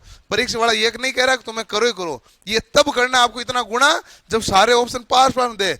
11.5, 12.6, 12.1, तो आप कहना भाई मैं पूरा गुणा कर ही लेता हूं। जब एक तो 0.03, 0.06, 6.1, 12.1, तो गुणा ही दूर दूर है, तो आप इसको सीधा 0.6 मानो और 20 मानो। 20 को 0.6 से गुणा किया, कितना है भाई, 12। बस आंसर करो, खत्म हो गया। परीक्षा वाला इसमें यही चाह रहा है ना, आप जो ऑप्शन बना रहे हैं उसकी नीयत देखो, वो पढ़ा लिखा है, वो ऐसे थोड़े देते थे ऑप्शन। यदि वो कई बार उसको लगता है कि मुझे इसमें कैलकुलेशन करवानी है उससे, तो ऑप्शन देगा पास पास में। कई बार उसको लगेगा मुझे तो कॉन्सेप्ट चाहिए। जब भारी सवाल होता है ना, उसमें कॉन्सेप्ट मांगता है। जब आसान सवाल होता है वो कैलकुलेशन मांगता है। कोई सवाल उठा लेना आप, भारी सवाल वो क्या है, वो कहेगा बच्चों को, आधों को यही पता नहीं चलेगा करना क्या है। जिसको ये पता चल जाए ना करना क्या है, उसको गुणा के लिए परेशान नहीं करना, उत्तर सीधा आ जाना चाहिए। आधों को तो पता नहीं चला, सिक्का दिया है, ये दिया, करना क्या है इसका, आयतन कैसे निकलेगा। करो अगला।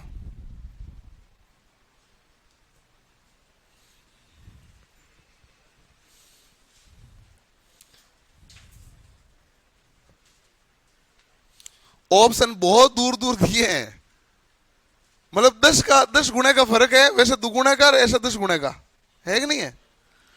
आप लगभग उत्तर निकालोगे तो भी सही आएगा, बस पॉइंटों वाली गलती की तो गड़बड़ फंसोगे। यहाँ एक जगह 54 और एक जगह 540 है, एक जगह 216 और एक जगह 21.6। वो जो भाग 10 का करना या गुणा 10 का करना, वो गड़बड़ मत करना कहीं। ये तो यही कह रहे हैं ना ऑप्शन, ये गड़बड़ किया तो तुम फंस जाओगे। बाकी वो कह रहा कोई बात नहीं।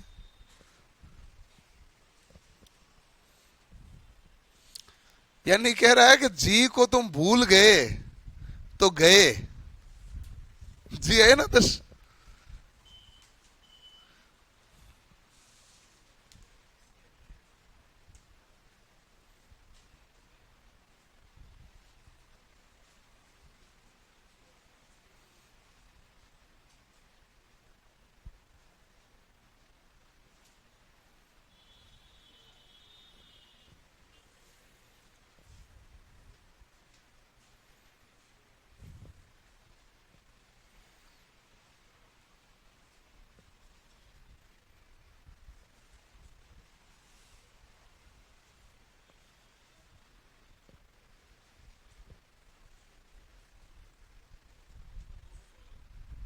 है 216 या 14 या 54 है, या जो भी है देख लो। इसने सवाल अच्छा बनाया, गड़बड़ करते हैं आपको मिलेगा जरूर।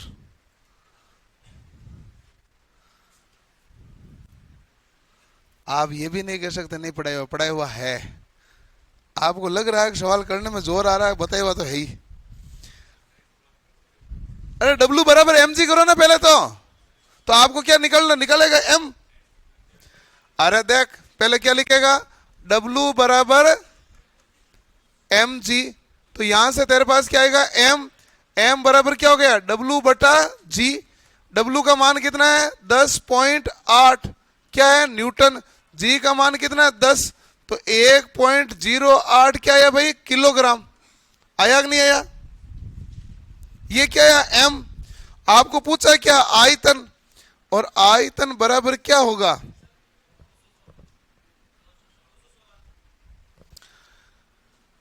ध्यान रहे आयतन पूछा है आपको, रो बराबर होता है m अपॉन v, तो v बराबर होगा m अपॉन रो, यही होगा कि नहीं होगा, यह m बराबर रो इंटू v। ठीक, अब खेल है मात्रक का, मेरा ध्यान से देखना, मैं आपको समझा देता हूं। यदि 1.08 किलोग्राम है, ग्राम में यदि मैं इसको बदलूं तो बताओ मैं 1080 ग्राम लिख दूं, ठीक बात है कि नहीं है? ठीक है। ये मेरे पास 5000 किलोग्राम प्रति मीटर क्यूब है, तो ग्राम प्रति सेंटीमीटर क्यूब कितना आएगा 5। 1 ग्राम प्रति सेंटीमीटर क्यूब बराबर क्या लिखा हमने 1000 किलोग्राम प्रति मीटर क्यूब, तो ये हो जाएगा 5 ग्राम प्रति सेंटीमीटर क्यूब। ग्राम से ग्राम कैंसिल, सेंटीमीटर क्यूब ऊपर जाएगा, 5 का देना भाग 216 होगा कि नहीं हुआ? अब बताओ कहां गड़बड़ है? m आपके पास यही आया, v आपके पास ये आ गया, कोई नया सूत्र नहीं है, कोई नई वैल्यू नहीं है, कोई नया तरीका नहीं है, चीज तो वही है। कैलकुलेशन आपको डरावनी नहीं लगनी चाहिए, मेरे हिसाब से है भी नहीं डरावनी। तो अब यहां पर खेल है मात्रकों का, मात्रकों का इसलिए खेल है कि यहां दिया है न्यूटन में, इसका मतलब अंदर छुपा क्या है किलोग्राम है। न्यूटन तो ऐसा ही है, ऐसे में द्रव्यमान क्या होता है किलोग्राम है, ये मीटर प्रति सेकंड स्क्वायर ये भी ऐसा ही है, तो इन दोनों को काम लिया तो मात्रक किस में है भाई किलोग्राम में। पूछा हमें किस में भाई सेंटीमीटर क्यूब में, दिया किस में है किलोग्राम में, तो पहले तो किलोग्राम को सेंटीमीटर में बदलोगे तो क्या आएगा, तो 5 ग्राम प्रति सेंटीमीटर क्यूब, इस किलोग्राम 1080 ग्राम, ग्राम से ग्राम कैंसिल, तो क्या आ गया 216 सेंटीमीटर क्यूब। लपड़ा तो मात्रकों रूपांतरण है, ऐसा भी कोई लपड़ा है नहीं। इतना सा ध्यान रखना, मैंने लिखा भी रखा है 1 ग्राम प्रति सेंटीमीटर क्यूब बराबर क्या आएगा 1000 किलोग्राम प्रति मीटर क्यूब।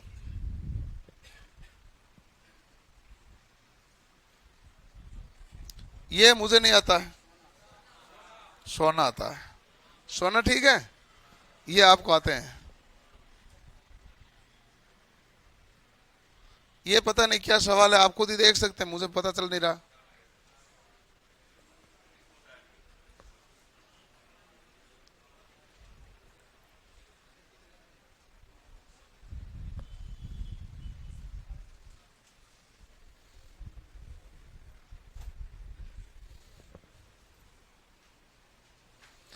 साठ किलोग्राम द्रव्यमान के पिंड को मंगल ग्रह पर भार 222 न्यूटन है। ठीक है भाई, त्वरण ज्ञात करो, ये त्वरण तो ज्ञात हो ही गए, 220 में 60 का दे दो भाग, तो भाग देंगे तो 36 18 6 चौक 24, तो 3 और 4 के बीच में 3.7 आया। पेन ही नहीं चलाना पड़े, इतना आसान भाई। 4 तो तब आता ना जब 240 होता, तो 4 से कम है, 3 से ज्यादा है, 3.7 हो गया। ये पता नहीं क्या सवाल है भाई।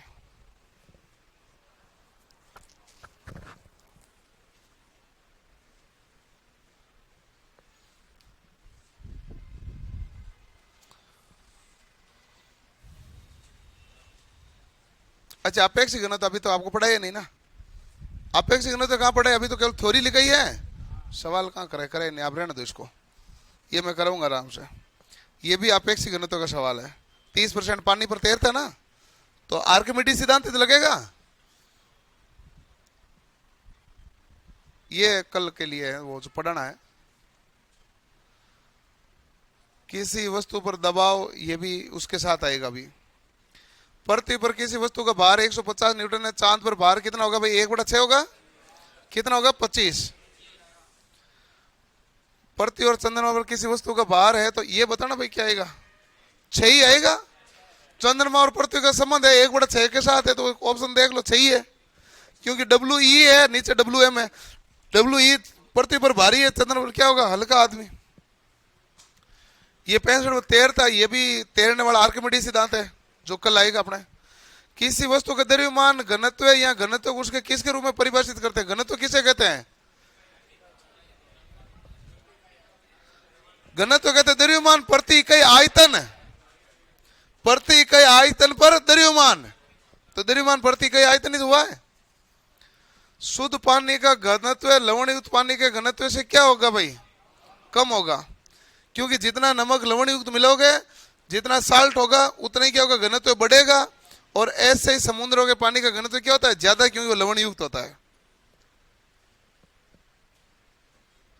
किसी व्यक्ति का वास्तविक भार उसके किसके द्वारा तय किया जाता है? भार किसके द्वारा होता है? द्रव्यमान ऊंचाई, द्रव्यमान चौड़ाई, द्रव्यमान गुरुत्वाकर्षण कारण। डी ऑप्शन है।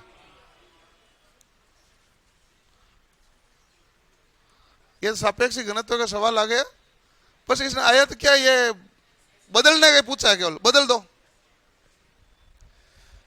अभी मैंने एक लाइन बोली थी, वही लाइन इसमें है कि पहली बात सापेक्ष घनत्व 19.3 है, तो मैंने कहा 19.3 ग्राम प्रति सेंटीमीटर क्यूब होगा।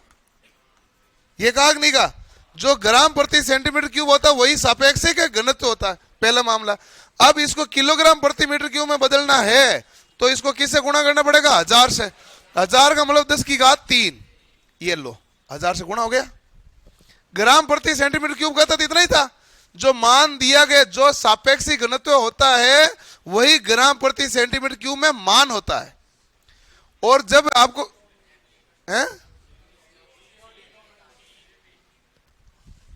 हाँ, तो ऑप्शन बोले है तो वही, उत्तर तो वही है। ले, अब चेंज हो गया, उत्तर तो वही है ना, 19.3 ग्राम प्रति सेंटीमीटर क्यूब। और अब आपको ये पता चले कि भाई एक जो है हमारे पास ग्राम प्रति सेंटीमीटर क्यूब को किलोग्राम प्रति मीटर क्यूब बदलना, तो किससे गुणा करना? 1000 से। 1000 क्या होता है? 10⁻3।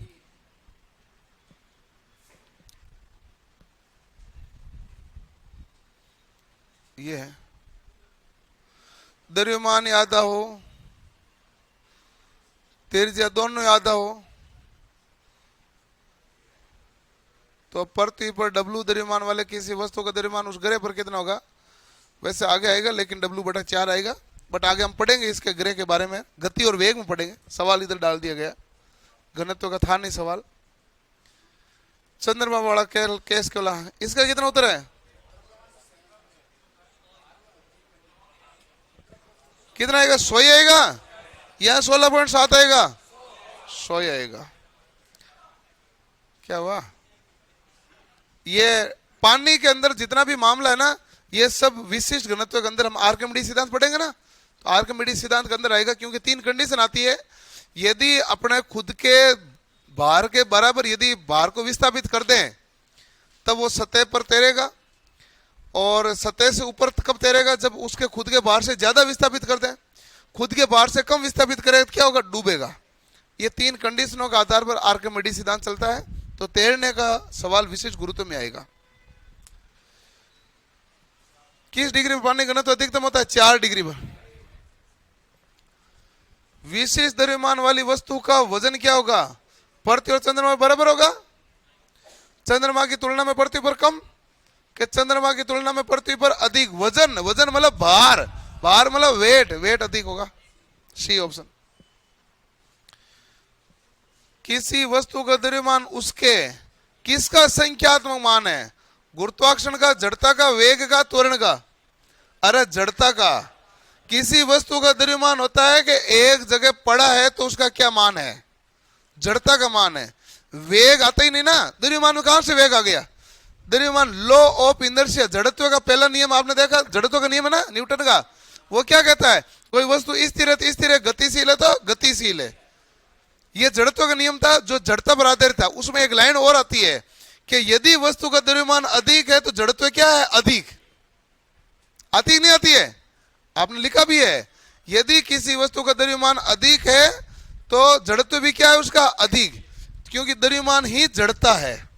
जितना ज्यादा द्रव्यमान है उतनी क्या है ज्यादा जड़ता है। तो जड़ता का संख्यात्मक मान है। गुरुत्वाकर्षण का तो होता है भार लिखता तो गुरुत्वाकर्षण आ जाता। पानी के घनत्व की तुलना बर्फ का घनत्व क्या होता है कम। देखो मान किसी का नहीं पूछा लेकिन लॉजिक सभी का पूछ लिया है और ये आप निकाल देंगे। अच्छा पानी पर तैरता, तैरने वाली कंडीशन आपको आई नहीं अभी तक।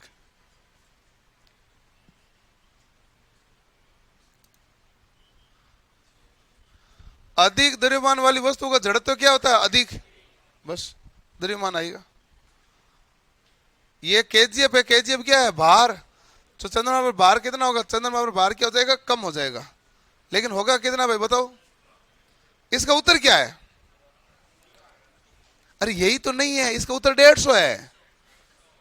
वो आपको फंसा रहा है, आप फंस गए। आपने सीधा 90 में 6 का भाग दिया, इसने यहां है ना न्यूटन दिया ही नहीं और ऑप्शन में सारे में न्यूटन दे दिया और यहां दे दिया केजीएफ किलोग्राम बल और जी का मान दे दिया 10 और 10 नहीं देता तो हम 9.8 से गुणा करते हैं और 10 दे दिया तो इसको यदि आप न्यूटन में बदलोगे ना तो 10 से गुणा करोगे तो कितना बनेगा 900 न्यूटन। और न्यूटन जब 900 है तो चंद्रमा पर कितना हो जाएगा 150। ये केजीएफ है और आपने लिखा हुआ कॉपी में देख लो 1 केजीएफ बराबर 9.8 न्यूटन, लेकिन 9.8 तो जी का मान होता है और यहां जी का मान कितना दे दिया 10, तो आपने 10 ले लो सीधा। सवाल मतलब ये किलोग्राम बल आप लिखते थे ना कि कहीं काम आता तो ऐसे सब जगह घूमता है, क्योंकि ये फिजिक्स नहीं है वर्कशॉप कैलकुलेशन है, थोड़ा सा अंतर है ना, इसलिए भाषा भी हमें वही लिखनी पड़ती है जो वर्कशॉप कैलकुलेशन की भाषा कहती है।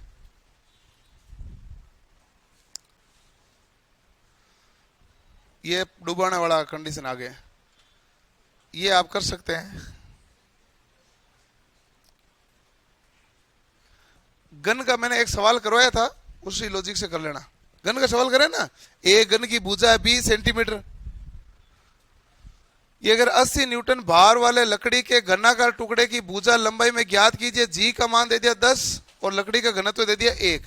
और देखो पहली मामला तो ये हो गया कि आपको निकालना है एम। एम बराबर हमारे पास क्या होगा W बटा जी। W कितना है 80, जी का मान कितना है 10, एम कितना हो गया 8। और अब आपको ज्ञात क्या करना है भाई, गन की भुजा मतलब आयतन ज्ञात करोगे।